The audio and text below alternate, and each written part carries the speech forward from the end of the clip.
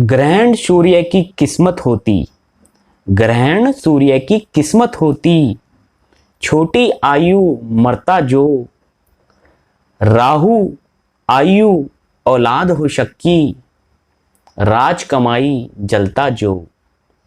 यानी कि आपके जीवन में आग और भूकंप की घटनाएं हो रही हैं। आपकी कुंडली में कहीं सूर्य ग्रहण तो नहीं है, या आपकी हथेली में सूर्य पर्वत दबा हुआ है, या हेल्थ लाइन है ही नहीं, तो सूर्य ग्रहण के कारण आपके जीवन में आग और भूकंप की घटनाएं हो जाया करती हैं।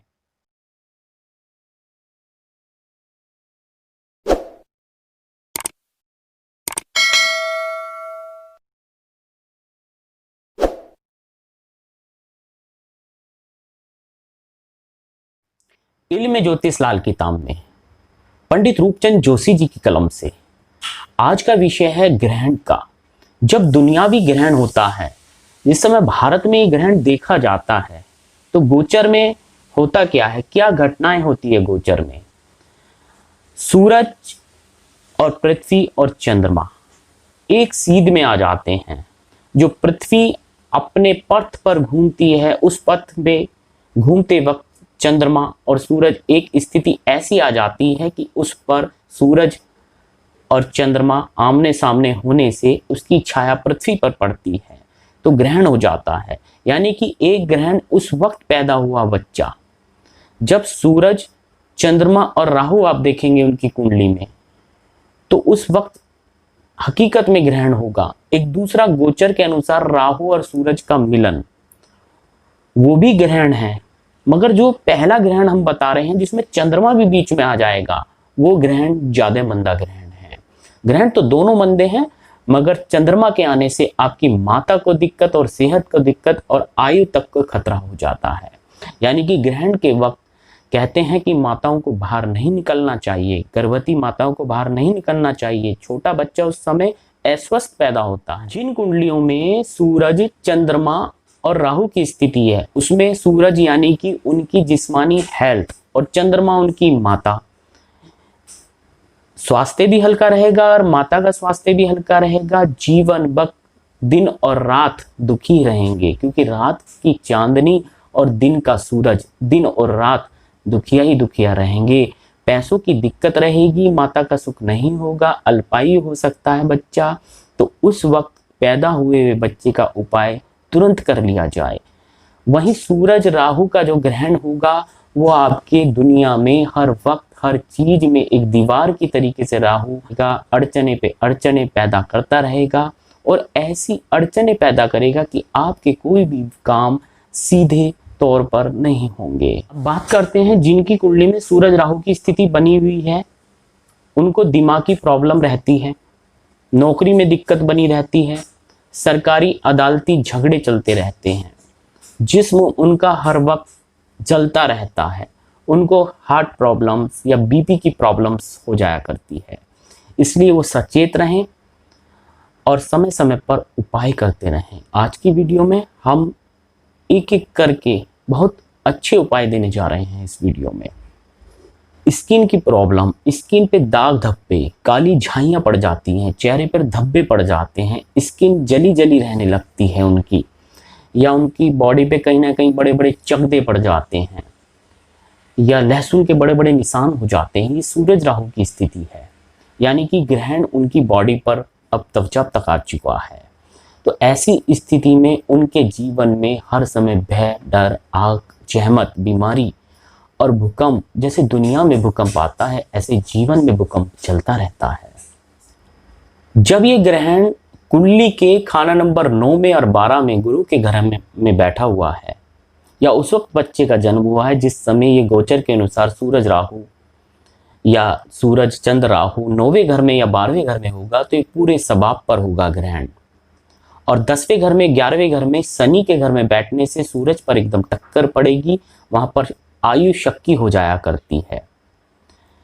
अन्य घरों में ग्रहण की जो स्थिति होगी, वो जिस घर में बैठ हुआ ग्रहण है, 1 में है, 4 में है, या अन्यथा कोई भी खाने में ग्रहण है, तो वो ग्रहण वहीं तक सीमित नहीं रहेगा।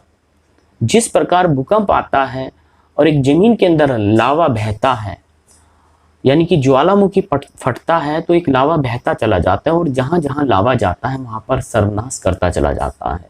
जब सूर्य की गर्मी और राहु से टकराती है तो विनाश होता है, भूकंप आता है, घटनाएं घटती हैं। यानी कि उससे लगे हुए खाने, कुंडली के खाने लगे हुए, जैसे 5 में तो 6 और 5 से जहां दृष्टि चली जाएगी वहां तक के खानों पर ये वार कर देता है।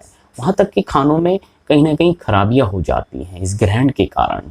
अब दोस्तों बात करते हैं इल्म ज्योतिष लाल किताब में। सूरज जो गर्मी देता है तो हवाएं चलती हैं, सर्द हवाएं जो जम जाती हैं बर्फ बन जाती हैं, और ठंडी हवाएं कभी जीवनदायिनी नहीं हो सकती, यानी कि ऑक्सीजन की कमी हो जाती है, और गर्म हवाएं ही जीवन को प्रदान करती हैं।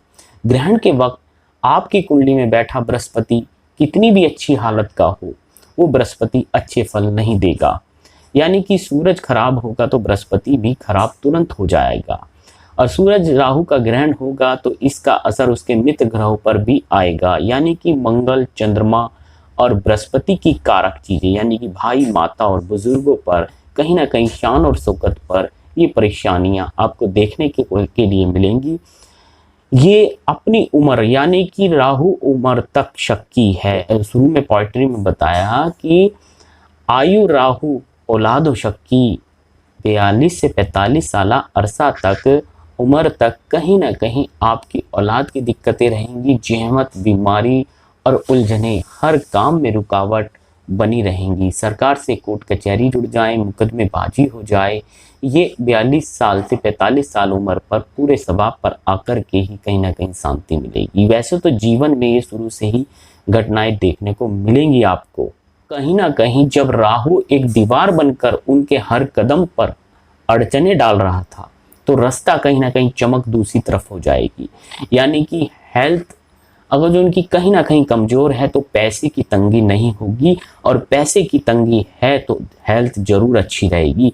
यानी कि मसनूई ग्रह सूरज का कुंडली में होना इस समय अति आवश्यक है। बुध और शुक्र अगर कुंडली में किसी भी प्रकार इल्म ज्योतिष के अनुसार अगर जो नाली के रूप से मिल रहे हैं, पंडित जी ने एक रूल्स दिया है नाली का, वहां पर बुध और शुक्र का मिलन, अगर जो बुध और शुक्र अच्छे स्वभाव से मिल रहे हैं और कहीं ना कहीं औलाद कायम होंगी और राज दरबार से भी फायदा मिलेगा। उनकी हथेली में सूरज पर्वत का अच्छा होना अति आवश्यक है, वहीं हेल्थ लाइन का होना भी अति आवश्यक है। जब जाकर के इस ग्रहण का कहीं ना कहीं मंदा असर आपके जीवन पर नहीं आएगा। अन्यथा आपको सूरज बुध का कोई ना कोई उपाय इस कुंडली में करते रहना चाहिए। तो दोस्तों अब मैं कुछ ऐसे उपाय बताने जा रहा हूं जो उपाय आपको समय समय पर अच्छा रिजल्ट देते रहेंगे। आपके जीवन में चोरी की घटनाएं, जहमत और बीमारी आए दिन चलती रहती है, तो आप थोड़े से जौ लेकर के उसको कहीं अंधेरे में एक पत्थर के नीचे दबा करके रख दीजिए, तो आपके जीवन में आग जैसी घटनाएं, बीमारी और चोरी के वाकयात, नुकसान होने बंद हो जाएंगे। दूसरा उपाय, यदि आपके जीवन में बहुत लंबे समय से आप बीमार चल रहे हैं और कहीं ना कहीं आपके शरीर में बुखार बना रहता है और आप ठीक नहीं हो रहे हैं, तो थोड़े से जौ लेकर के आप उसको दूध में धो करके जल प्रवाह कर दीजिए। तीसरा उपाय, यदि आपकी जीवन में समस्याओं ने बहुत घेर लिया है और पूरे स्वभाव पर ये ग्रहण है, तो आपको ये उपाय अकेले ही करना होगा। कोयले जलाने होंगे, जलते हुए कोयले में पूरी रात तांबे का सिक्का डालना होगा और उसको आपने जल प्रवाह करना होगा। जल प्रवाह करते वक्त आपके सामने या आगे कोई भी खून का ताल्लुकदार नहीं आना चाहिए, जब जाके ही ये पूरा आपका उपाय मुकम्मल होगा। वहीं सूरज और बुध को दुरुस्त रखिए, अच्छा रखिए, उनको कायम रखिए, उनके दान करते रहिए। तो आज हम आपसे इजाजत लेते हैं और फिर मिलते हैं किसी अच्छे टॉपिक के साथ। वंदे मातरम, जय हिंद।